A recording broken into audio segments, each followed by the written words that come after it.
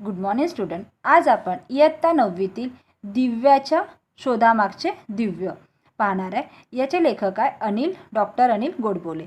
1947 प्रसिद्ध लेखक, संस्कार शिदोरी, स्वातंत्र्यवीर सावरकर, थॉमस अल्वा एडिसन. 1857ची यशोगाथा, सुबोध कथा, कथाकथनातून बालविकास इत्यादी पुस्तके काय आहे प्रकाशित आहे. तर यात लेखकांनी काय सांगितलं आहे बघा. थॉमस अल्वा एडिसन यांनी शोध लावलेल्या दिव्याच्या शोधामागची कथा, एडिसन यांची प्रयोगशीलता, त्यांचे मार्मिक वर्णन प्रस्तुत पाठातून लेखकांनी केलेले आहे. म्हणजे काय सांगितलं आहे, दिव्याच्या शोधामागचे दिव्य हा पाठ डॉक्टर अनिल गोडबोले यांनी लिहिलेला आहे. आणि थॉमस अल्वा एडिसन यांनी काय लावलेलं आहे, शोध लावलेला आहे. कोणता शोध लावलेला आहे, दिव्याच्या शोधामागची कथा. व एडिसन यांच्याकडे असलेल्या प्रयोगशाळेतील त्यातील मार्मिक उदाहरण, या मार्मिक प्रयोग कसे केलेले आहे या पाठात आपल्याला सांगितलेले आहे.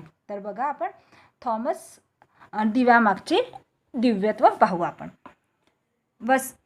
वसंत ऋतूचे दिवस. काही दिवस सुट्टी घालवण्यासाठी मित्रांना घेऊन थॉमस एडिसन एका डोंगराळ भागातील खेडेगावात जाऊन राहिला. सूर्यग्रहण असल्यामुळे भर दिवसात सर्वत्र काय झाला होता, अंधार पसरला. तेथे काही शास्त्रज्ञ आणि ज्योतिष्य सूर्यग्रहणाचा अभ्यास करण्यासाठी जमले होते. मित्रमंडळींच्या गप्पा रंगात आल्या होत्या. पण एडिसन कसल्या तरी विचारात गढून गेला होता. त्याच्या एका मित्राने सहजपणे विचारले, काय एडिसन साहेब, कसल्या एवढ्या विचारात गडला? त्या अंधारावर मात करणाऱ्या, प्रकाश देणाऱ्या वस्तूच्या शोधाची कल्पना तर नाही ना तुमच्या डोक्यात? असले काहीतरी वेगळे विचार नेहमीच तुमच्या डोक्यात येतात. बघा, आता वसंत ऋतूचे दिवस होते. काही दिवस सुट्टी घालवण्यासाठी सगळे मित्र काय केले होते, एखाद्या डोंगराळ भागामध्ये, एखाद्या खेड्या गावामध्ये ते गेले होते. आणि मित्रांना घेऊन थॉमस एडिसन एका डोंगराळ भागातील खेडेगावामध्ये जाऊन राहिले होते. आणि तेव्हा काय होतं, सूर्यग्रहण होणार होतं. सूर्यग्रहण असल्यामुळे भर दिवसात काय होता, तर सर्वत्र अंधार पसरला होता. तेथे काही अजून काय झाले होते, काही शास्त्रज्ञ आणि ज्योतिष्य. शास्त्रज्ञ आणि म्हणजे सायंटिस्ट आणि ज्योतिष्य, जो बोलते ना हाथों की रेखा देखते हैं, उनको क्या बोलते आपण, ज्योतिष्य देखते. ज्योतिषसुद्धा काय केलं होतं, सूर्यग्रहणाचा अभ्यास करण्यासाठी तिथे जमले होते. आणि मग काय होते, मित्र काय होते, मित्रांच्या अशा काय झाल्या, त्या गप्पा रंगात आलेल्या होत्या. पण एडिसनला कशाचा तरी विचार करत होता, विचारात गढून गेला होता. त्याच्याच एका मित्राने सहजपणे कोणाला, एडिसनला विचारले की कसला विचारात बसला आहे रे तू, एवढा कसला विचार करत आहे? या अंधारावर मात करणाऱ्या, प्रकाश देणाऱ्या वस्तूच्या शोधाची कल्पना तर नाही ना तुझ्या डोक्यात आली? असे काहीतरी वेगळे विचार नेहमीच तुझ्या डोक्यात येतात. म्हणजे जब सब दोस्त लोग गए थे, वो उनमें से एक दोस्त ने एडिसन को पूछा, यानी कौन सा विचार म्हणजे कशा तरी विचारात तू गडलेला आहे, तो विचार कदाचित तुला असा तर नाही आहे ना, या अंधारावर मात करणाऱ्याला, प्रकाश देणाऱ्या वस्तूच्या शोधाची तर कल्पना तुझ्या डोक्यात नाही येत आहे ना. म्हणजे या अंधारावर कशा प्रकारे आपण मात करू, ही तर कल्पना तुझ्या डोक्यात नाही येत आहे ना. नेहमी अशा वेगळे विचार नेहमी तुझ्याच डोक्यात येत असते, असं त्याच्या एका मित्राने म्हटलं. तर बघा, येथील कठीण शब्दार्थ. वसंत ऋतू म्हणजे काय, चैत्र व वैशाख या 2 महिन्यातला काय तो कालावधी आहे वसंत ऋतू. दिवा म्हणजे काय, दीप. दिव्य म्हणजे कठोर मेहनत. थॉमस एडिसन म्हणजे काय, एक थोर शास्त्रज्ञ आहे. त्याने दिव्याच्या शोध लावलेले आहे. आणि सूर्यग्रहण म्हणजे काय, सूर्यावर पडणारी छाया. शास्त्रज्ञ म्हणजे वैज्ञानिक. ज्योतिष्य म्हणजे ज्योतिष्य जाणणारा. घडून जाणे म्हणजे मग्न होणे. शोध म्हणजे चौकशी, तपास. तर आता आपण बघू. मला वेडगळ म्हणा किंवा काहीही म्हणा, मला वेडगळ म्हणा किंवा काहीही म्हणा, पण खरेच नेमका असाच विचार माझ्या डोक्यात आता आला आहे. मी अशा काहीतरी प्रकाश देणाऱ्या वस्तूच्या शोधात आहे की मी की जी काय होणार, किमतीने कमी असेल पण सामान्य माणसाला रोजच्या जीवनात त्याचा उपयोग होईल. एडिसनच्या मित्रांनी फारसे गंभीरपणे मनावर घेतले नाही. बऱ्याच जवानांनी तर ते हसण्यावरच नेले. मग एडिसनला वाटलं किंवा एडिसननी म्हटलं की तुम्ही मला वेडे म्हणा किंवा काही पण म्हणा, माझ्या विचाराला हसा, पण खरंच माझ्या डोक्यामध्ये काय आलं होतं की खरंच तसाच विचार माझ्या डोक्यामध्ये चालू आहे की मी कशाप्रकारे प्रकाश देणाऱ्या वस्तूचा शोध लावू आणि शोध तर लावायचाच आहे की पण किमतीने सुद्धा काय असायला पाहिजे, ते कमी असायला पाहिजे की जणू काय सर्वसामान्य माणसाला काय होईल, परवडण्यालायक असायला काही. मग यांचं असं एडिसनचे ते बोलणे काही मित्रांनी काय केलं, गंभीरपणे त्यांनी मनावर काही घेतले नाही आणि बाकीच्यांनी तर काय हसण्यावरच नेले की बा याच्या डोक्यात नेहमीच असं काहीतरी सुरू असते. तर आता म्हणजे याने सब मित्र जब बैठे थे उसने सोचा कि मुझे कुछ भी बोलो, पागल बोलो, कुछ भी बोलो, ऐसे बोलो, पर मेरे सच में दिमाग में क्या आ रहा था, वही ख्याल आ रहा था की या सूर्यग्रहणावर कशा प्रकारे आपण म्हणजे प्रकाश देण्याची आणि ते पण सर्वसामान्य लोकांना काय होणार आहे, परवडण्यालायक असायला पाहिजे असा प्रकाश देऊ बा. आता येथील कठीण शब्दार्थ बघा. शोध म्हणजे काय, चौकशी. कल्पना म्हणजे युक्ती. वेडगळ म्हणजे खुळकच. गंभीरपणाने म्हणजे विचारपणाने. थट्टा म्हणजे चेष्टा, मस्करी.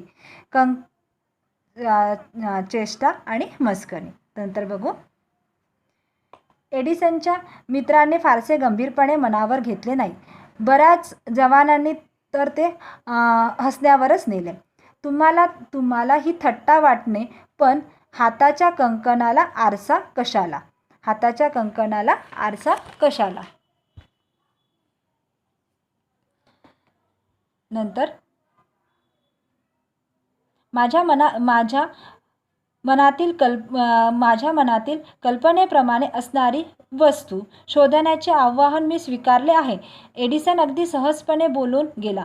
एखादी कल्पना मनात आली की तिला सतत पाठपुरावा करणे हे तर एडिसनचे वैशिष्ट्यच होते. तर बघा, म्हणजे त्यांनी म्हटलं की तुम्हाला थट्टा वाटो की काही वाटो, पण हाताच्या कंकणाला आरसा कशाला. हे याला काय म्हणतात की जे सरळ दृष्टीत पडते त्यासाठी इतर वस्तूची मदत घ्यायची नसते.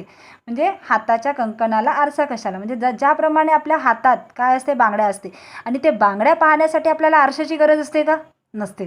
कारण ते आपल्याला काय होते, सहजपणे दिसते. म्हणून ही काय मन आहे. म्हणजे जे सरळ दृष्टीस पडते त्यासाठी इतर वस्तूची मदत घेण्याची काही गरजच नसते ना. कारण हातामध्ये ज्या बांगड्या असतात त्या बांगड्या पाहण्यासाठी आपल्याला आरशाची गरज नसते, काहीच नसते. स्वतःच आपल्याला डोळ्यांनी दिसते. म्हणून हाताच्या कंकणाला आरसा कशाला. अशीच कल्पना काय झाली होती, त्यांच्या मनात आली होती आणि त्या वस्तूचा शोधाचे आव्हान त्यांनी काय केले, स्वीकारले होते. आणि एडिसन अगदी सहजपणे बोलून गेला की एखादी कल्पना मनात आली की त्याची सतत पाठपुरावा करणे हे तर एडिसनचे काय होते, वैशिष्ट्यच होते. नंतर बघू. एडिसनने आव्हान स्वीकारले खरे, पण हे काम वाटते तितके सोपे नव्हते. कृत्रिमरित्या प्रकाश निर्माण करण्याचे व रात्रीचे दिवसात रूपांतर करायचे यापूर्वीही काही प्रयत्न झाले.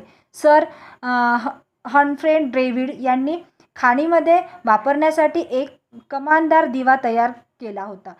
त्यात वीज वाहून नेणाऱ्या ताऱ्यांचे टोकांना कार्बन म्हणजेच कोळशाच्या पदार्थाचे तुकडे जोडले होते व ताऱ्याचे कार्बन जोडलेले टोक जवळ आणले होते की त्यातून झगझगती प्रकाश निर्माण व्हायचा. पण त्या प्रकाशाच्या उपयोगाला फार मर्यादा होता. दरवेळी कार्बनचे तुकडे जाळून प्रकाश निर्माण करणे हे काम खर्चिक होते. त्यातून निर्माण होणारा विषारी वायू हाही धोकादायकच होता. प्रकाश तर जास्त वेळ टिकायला हवा, तो कमी खर्चात निर्माण करता यायला हवा. तो फार प्रखर नको, त्यातून विषारी वायूचाही धोका नको. हे सारे कसे जमावे, हे एडिसनचे विचारचक्र चालू झाले. आता एडिसनला असं वाटत होतं की कमीत कमी खर्चाचा म्हणजे खर्चाचा आपण दिवा करायचा. आणि कृत्रिमरित्या निर्माण करायचा, म्हणजे रात्रीचे दिवसात रूपांतर करायचे होते. यापूर्वी असे प्रयत्नसुद्धा झाले होते. यापूर्वी असे प्रयत्न सर फर्नांडिस डेव्हिड यांनी केले होते. आणि त्यांनी काय केलं होतं, खाणीमध्ये वापरण्यासाठी एक कमानीचा दिवा तयार केला होता.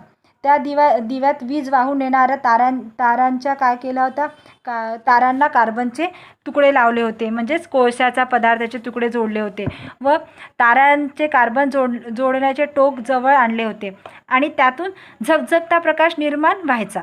पण हा प्रकाशाचा उपयोग फार मर्यादा होता. त्यातून काय होतं, त्या कार्बनचे तुकडे जाळून प्रकाश निर्माण करायचे काम काय होते, खर्चिक होते. त्यातून निर्माण होणारा काय होतं, कार्बन जाळला तर विषारी वायूसुद्धा निघत होता. त्यामुळे तो थोडासा काय होत होता, धोकादायक होता, शरीरासाठी काय होता, धोकादायक होता. आणि तर जास्त वेळ टिकणारा सुद्धा नव्हता. तो कमी खर्चात निर्माण आणि त्यांना काय होतं, तर कमीत कमी खर्चामध्ये प्रखर प्रकाश देणारा पाहिजे होता. आणि त्यातून विषारी वायूचाही धोका नको, म्हणजे त्यातून विषारी वायूचा धोकासुद्धा नको, असा विचारांचं चक्र काय होतं, एडिसनच्या डोक्यामध्ये चालू होतं. येथील कठीण शब्दार्थ बघू आपण. पाठपुरावा म्हणजे पिच्छा, वैशिष्ट्य म्हणजे विशेष गुण, कृत्रिम म्हणजे बनावटी, रूपांतर म्हणजे नवे रूप बदल, प्रयत्न म्हणजे मोठा यत्न किंवा परिश्रम करणे, खान म्हणजे उत्पादित स्थान. तर आता आपण बघू अजून. कोणताही नवा शोध एकाएकी लागत नाही. निरीक्षण, अनुमान, प्रयोग, पुन्हा प्रयोग करणे हे चक्र सतत चालूच असते. एडिसनने प्लेटोमीचा उपयोग करून पाहिला. तो थोडाफार यशस्वी झाला, पण असला महागडा प्रयोग व्यवहारात नव्हता. आणि उन्हाळ्याच्या दिवसात हातातल्या पंखाने वारा घेत असताना एडिसनचे लक्ष पंख्याच्या काडीकडे गेले. त्या बांबूपासून कार्बन तयार करता येईल ना, व मनात विचार आला की लगेच प्रयोगाला सुरुवात. हा बांबू कोणत्या जातीचा असावा. उष्णकटिबंधात आणि विशेषतः आफ्रिका आणि आशिया खंडात बांबूच्या असंख्य जातीच्या लाकडे केली जाते. यापैकी कोणत्या बांबू उपयुक्त ठरेल त्याचा शोध घेणे आवश्यक होते. आणि बांबूच्या जाती गोळा करण्यासाठी एडिसनच्या सहकार्याने आफ्रिका खंडात हजारो मैल पायी प्रवास केला. त्या ठिकाणी त्यांना सहस्त्र, म्हणजे बघा, कोणताही नवीन शोध एकाकी लागत नसतो. त्याचे म्हणजे निरीक्षण, अनुमान, प्रयोग काढावे लागतात. आणि हे सतत काय होते, चक्र चालूच असते. एडिसनच्या प्लेटोनियमचा उपयोग करून पाहिला होता. तो थोडा यशस्वी झाला, पण तो थोडा काय होता, महागडा होता, म्हणजे सर्वसामान्य व्यवहारात परवडणारा नव्हता.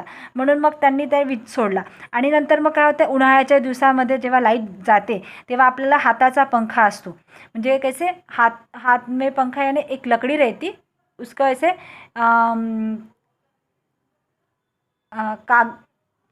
याने क्या बोलते उसको, हे नसते का, हातातला पंखा आपण काडी असते आणि असं पंख्यासारखं असते, आपण असं हलवलं की काय होते, हवा लागते. तशाच हाताचा पंखाचा वारा होता. आणि ते पाहिल्यावर त्या पंख्याची काडी पाहिली असताना तेव्हा त्याला काय होतं, बांबूपासून आपण कार्बन तयार करता येईल का, अशा मनामध्ये त्यांचा विचार आला. आणि मग त्यांनी लगेच म्हणजे मनात विचार आल्याबरोबरच त्यांनी काय केलं होतं, प्रयोग सुरू केला.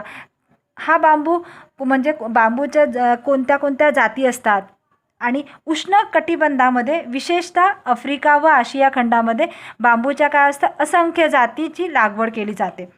मग त्यापैकी कोणत्या बांबू उपयुक्त ठरेल याचा शोध घेणे आवश्यक होतं. आणि बांबूच्या जाती गोळा करण्यासाठी एडिसनच्या सहकार्याने, म्हणजे एडिसन आणि त्याचे सहकारी होते, आफ्रिका खंडात हजारो मैल पायी गेले. आणि त्या ठिकाणी त्यांना हिंस्त्र, प्रसूती आणि मलेरियान सतत सामना करावा लागला. बांबूची जाती गोळा करण्यासाठी एडिसनने पाण्यासारखा पैसा खर्च केला. त्यातून त्याने 6,000 प्रकारच्या बांबूंच्या जाती गोळा केल्या. बांबूपासून तयार केलेला फिल्मेट हा अधिक काळ प्रकाश देणारी ठरली. पण अजूनही त्याच्या मनाचे पूर्ण समाधान झाले नव्हते. प्रयोग सतत चालूच होते. हे प्रयोग चालू असताना एडिसनचे चहा, जेवण आणि झोप हे सारे प्रयोगशाळेच्या टेबलवरच.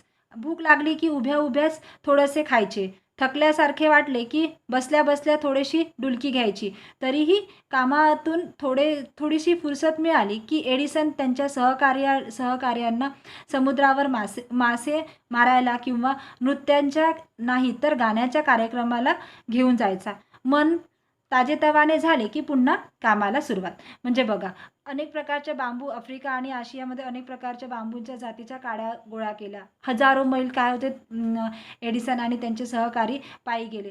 त्यांनी हजारो म्हणजे पाण्यासारखा पैसा खर्च केला आणि हजारो बांबूंच्या जाती गोळा केल्या. म्हणजे वेगवेगळ्या प्रकारच्या बांबूच्या जाती असतात, त्या बांबूंच्या जातीच्या काड्या गोळा केल्या आणि त्यानंतर अधिकाधिक प्रकाश देण्याचे कोणते ठरेल बा. आणि अजूनही त्या म्हणजे एखादे लक्षात आलं की त्यांच्या मनात नाही आलं तर ते मनाप्रमाणे नाही समाधान नाही झाले तर परत त्याचे सतत प्रयोग चालू केले होते.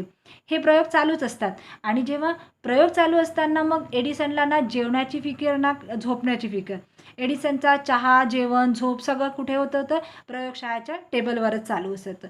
भूक लागली तर काय करायचे, ते उभ्या उभ्याच थोडंसं खाऊन घ्यायचे आणि थकल्यासारखे वाटले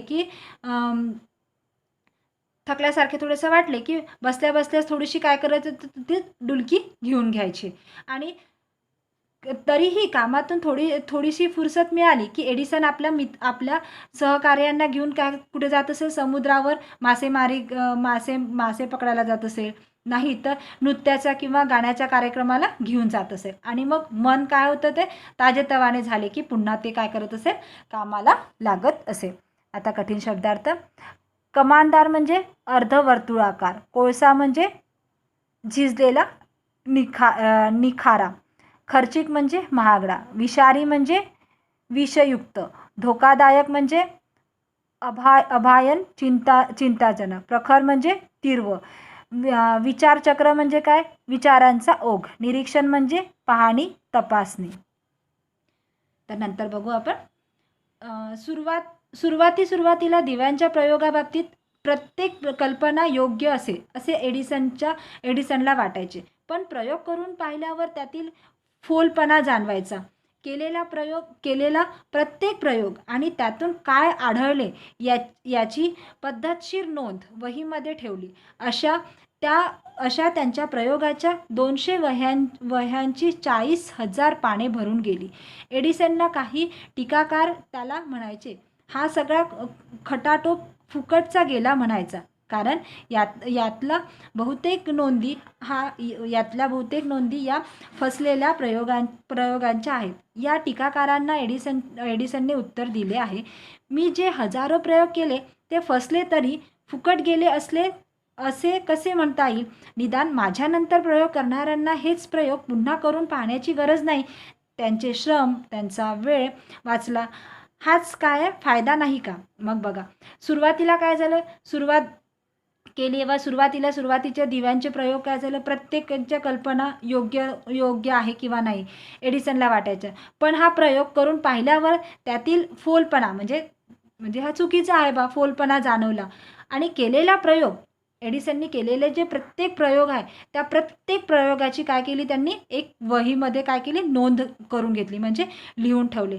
आणि प्रयोगाच्या अशा किती 200 वह्यांची 40,000 पाने भरून गेली. म्हणजे इतकं त्यांनी सगळ्या जेवढे प्रयोग केले तेवढ्या सगळ्या प्रयोगांची काय केली, नोंद करून ठेवली. यानी उन्होंने जितने भी प्रयोग किए उतने सभी प्रयोग के क्या किए, उन्होंने नोट डाउन करके रखे कि आने वाले और कोई प्रयोग करेगा तो उनको फायदा होगा.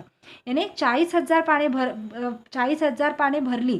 पण एडिसनच्या काही टीकाकार म्हणजे काही असे पण लोक असतात ना की काही टीका करणारे, काही टीका पण करत होते, पण एडिसनने त्याच्याकडे काही लक्ष दिले नाही आणि त्यांना उत्तर दिले की काय उत्तर दिले बघा, की तुम्हाला असं वाटते की फोलपणा आहे हा, टीका काय, काही याच्यातले जे पानं आहे, याच्यातले काही जे प्रयोग आहे ते नक्कीच काही फोल फोल झाले, म्हणजे ते खराब आहे, पण त्याची नोंद तर मी करून ठेवली. पण याच्यानंतर जे कोणी प्रयोग करेल त्यांना त्यांना काय होणार आहे, त्यांचे हे प्रयोग तर परत त्यांना डबल करून पाहावणे लागणार ना. कारण निदान माझ्यानंतर जे प्रयोग करणाऱ्यांचे हे प्रयोग पुन्हा करून पाहण्याची त्यांना गरज तर वाटणार नाही ना. त्यांचे हे श्रम आणि वेळ वाचला, हाच काय झाला, माझा फायदा झाला. भले मला आता मला वाटत, म्हणजे आता माझं नुकसान झालं की बा मी लिहून ठेवलं, हे केलं, काही तर प्रयोग त्याच्यातले तर चुकीचेच आहे, काही तर काही फायदा नाही. पण तरी पण येणाऱ्यांना नंतर, माझ्यानंतर जे कोणी प्रयोग करेल त्यांना तर याचा फायदा होईल ना, त्यांचा तर वेळ वाचेल. हाच काय झाला मग माझा आता फायदा झाला, असं एडिसननी म्हटलं. त्यातील कठीण शब्दार्थ बघा. निरीक्षण म्हणजे काय, पाहणी. अनुमान म्हणजे तर्क, अंदाज. प्रयोग म्हणजे प्रात्यक्षिक. यश म्हणजे विजय. व्यवहार म्हणजे काम कार्य. उष्णकटिबंध म्हणजे पृथ्वीच्या गोलावरील कर्कवृत्त व मकर वृत्त. नंतर बघू. सतत 10 ते 12 वर्ष प्रयोग करून पाहिल्यानंतर दिव्यामध्ये फिलोमेट सारखा वापरण्यात येणाऱ्या टंगस्टन धातूचा प्रयोग यशस्वी झाला. इतका महत्त्वपूर्ण शोध लागला, पण तो लोकांना माहिती कसा व्हायचा, त्याच्या डोक्यात एक कल्पना आली. मेलो पार्क येथील घराभोवती त्याने प्रचंड मोठा मंडप उभारला. त्या ठिकाणी नाना प्रकारच्या दिव्यांची आकर्षण रोषणाई केली. झाडा झुडपात, अंगणात, गच्चीवर, किंबहुना जिथे जागा मिळेल तिथे वटाण्यापासून भोपळ्यांपर्यंतच्या विविध आकारांचे आणि रंगांचे दिवे लावण्यात आले. तो दिवस होता 21 ऑक्टोबर 1879 चा.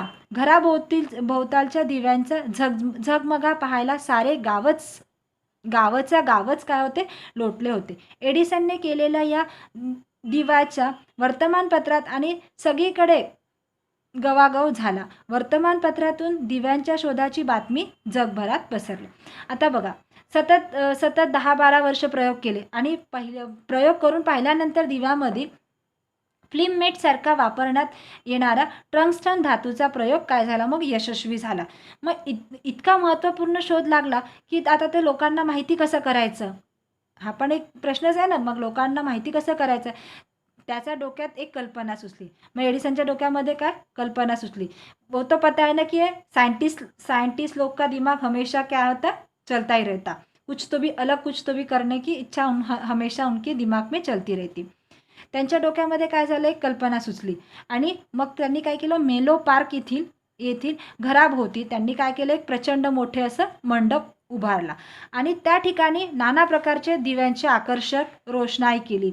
मग झाडात, झुडपात, अंगणात किंवा गच्चीवर अशा सगळ्या ठिकाणी, म्हणजे वटाण्यापासून तर भोपळ्यांपर्यंतचा, वटाण्याचा दाना माहिती आहे तुम्हाला किती असतो, आणि भोपळा तेवढ्या मोठ्यापर्यंतच्या विविध आकारांच्या रंगांचे काय केले, त्यांनी दिवे लावले आणि तो दिवस होता 21 ऑक्टोबर 1879 आणि घराभोवती दिव्यांच्या झगमग पाहायला सारे गावातले लोक काय होते, म्हणजे सारे गावच लोटले होते. म्हणजे कारण ही सगळी झगमगाई रोषणाई पाहायसाठी काय होते, सगळे गावच लोटले होते. आणि एडिसनने केलेल्या या दिवाळीच्या वर्तमानपत्रात आणि सगळीकडे काय झालं तर सगळीकडे त्याची गवागवा झाली होती आणि वर्तमानपत्रातून सुद्धा दिव्याच्या शोधाची काय झाली ते बातमी पूर्ण जगभरात पसरली होती. आता यातील कठीण शब्दार्थ बघा. उपयुक्त म्हणजे उपयोगी, जरुरी. जाती म्हणजे वर्ग. मैल म्हणजे अंतर, मोजण्याचे एक माप. हिस्त्र म्हणजे क्रूर, रानटी. डुलकी म्हणजे काय होते, म्हणजे झोप लागली त्याची डुलकी घेऊन घ्यायची. नंतर बघा, फोलपणा म्हणजे काय, व्यर्थपणा, निरोगी. पद्धतशीर म्हणजे योग्य पद्धतीने व नियोजनबद्ध. नोंद म्हणजे नोंद करून म्हणजे काय, आपण लिहून ठेवणे, टाचवून ठेवणे. नंतर काय होतं, मांडव म्हणजे काय, मंडप. रोषणाई म्हणजे सजावट. वटाणा म्हणजे मटर. भोपळा म्हणजे एक फळ आहे. झगमगाट म्हणजे लखलख चकाकणारा, महोत्सव म्हणजे काय उत्सव, निमित्त म्हणजे कारण, अशा प्रकारे नंतर बघू.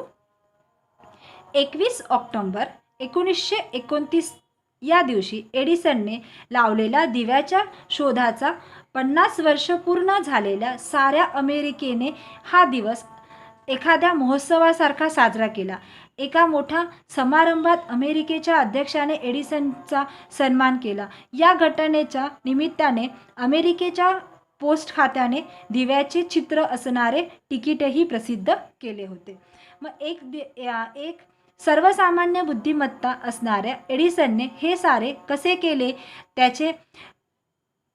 याचे त्यांच्या टीकाकारांना आश्चर्य वाटले. पण एडिसनने मार्मिकपणे सांगितले, इतरांपेक्षा माझ्यामध्ये बुद्धिमत्ता अधिक होती असे मुळीच नाही. पण संकटांना तोंड देण्याची, असंख्य प्रयोगाचे प्रयोग करून पाहण्याची व हजारो वेळा अपयश आले तरी पुन्हा इतक्या उमेदीने नवे प्रयोग करून पाहण्याची चिकाटी माझ्याजवळ होती. माझ्या यशात एक हिस्सा व भाग बुद्धिमत्ता असाच व 99 हिस्से भाग काय आहे, मग चिकाटी आहे, असे एडिसनने म्हटलं. मग बघा, 21 ऑक्टोबर 1930चा दिवस काय झाला तर एडिसनने लावलेला दिव्याच्या शोधाचे 50 वर्ष पूर्ण झाले होते. साऱ्या अमेरिकेमध्ये हा दिवस एखाद्या महोत्सवासारखा काय झाला होता, साजरा केला होता. एका मोठ्या समारंभामध्ये अमेरिकेच्या अध्यक्षाने काय केले ते एडिसनचा सन्मानसुद्धा केला होता. आणि या घटनेच्या निमित्ताने अमेरिकेतील पोस्ट खात्यामधील काय होते जे तिकिटे होते आणि त्या तिकिटावर सुद्धा काय होतं, दिव्यांचं चिन्ह काढलं होतं. आणि म्हणजे सर्वांनी काय केलं तर एडिसनचा सत्कार केला होता.